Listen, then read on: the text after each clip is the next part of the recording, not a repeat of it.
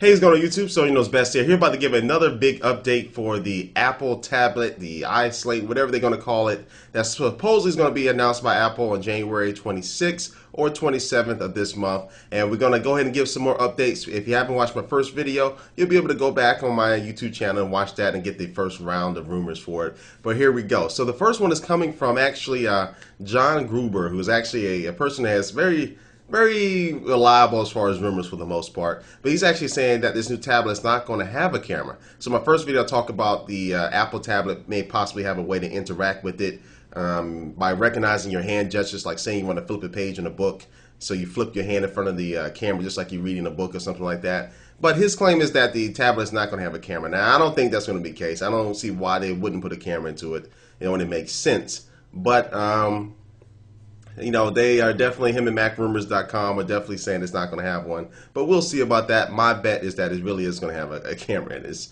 kind of like a must. It's going to be too cheap to do it.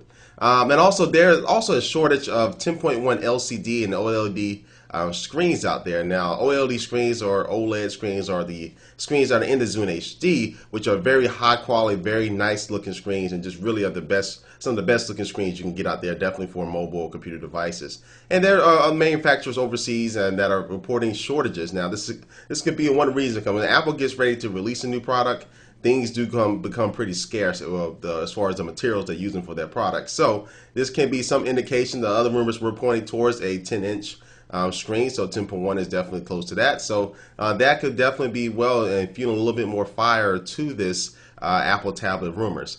Also, a Fingerworks is a company that Apple brought up a few years ago. And Fingerworks is a company that makes a lot of multi-gestures, gesturing keyboards and pads and stuff like that in order to interact with your Mac in totally new, different ways. And it's kind of a little bit ahead of their time.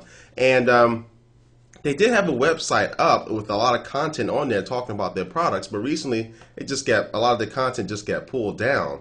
Now Apple does own this website, and now looking at this tablet, which is going to be really interactive as far as using your hands and your fingers, it's just definitely something pointing to that Apple is trying to pull that content down because they're going to be using a lot of their work that company has been doing into this new tablet. So that's another thing that we're going to keep an eye out for.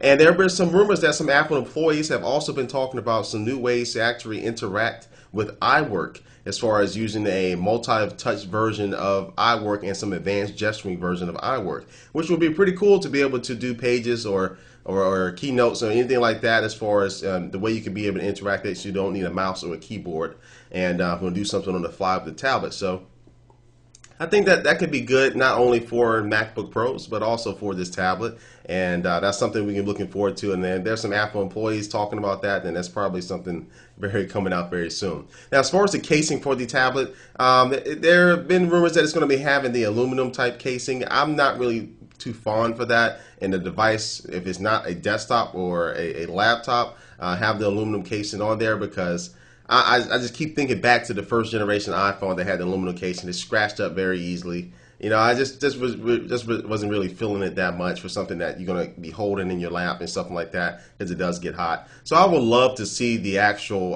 the plastic case that's on the iPhone 3G and the 3GS, that type of plastic material, because it feels good, it has a better grip. And so the aluminum casing, I'm hoping that's not true, but we'll see if Apple can implement that in a way that's not cumbersome.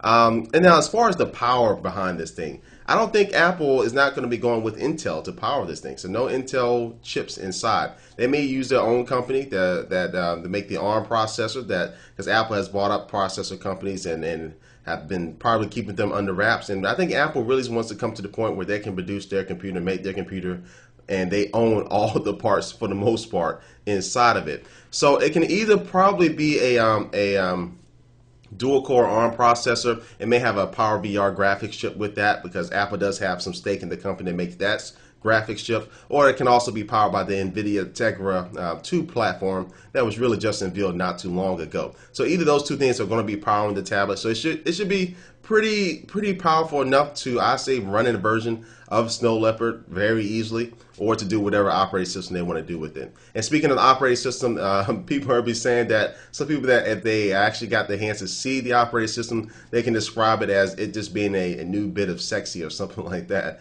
So and there are people really describing it as a big iPhone, but not. So it's kind of hard to get exactly what they're saying by that. But I think the way people are talking, I really don't think it's going to run a full version of Snow Leopard. I think it now may be some type of modified version. But again, we'll have to wait on that to see. I don't think nobody's really going to be able to lock that down until they actually announce the product. And also, there's a supposedly new iPhone SDK coming out. That is surfacing and going around now. And basically what this SDK allows developers to scale up their applications to higher resolutions. And this will only be good for one thing. If you're going to be allowing certain applications to actually run on a bigger device, say a iSlate or a tablet. So this could be a very easy way, so they don't have to fully, redevelop the application they'll be doing. They can just go ahead and use this SDK and just upscale. That'll definitely make life a lot easier.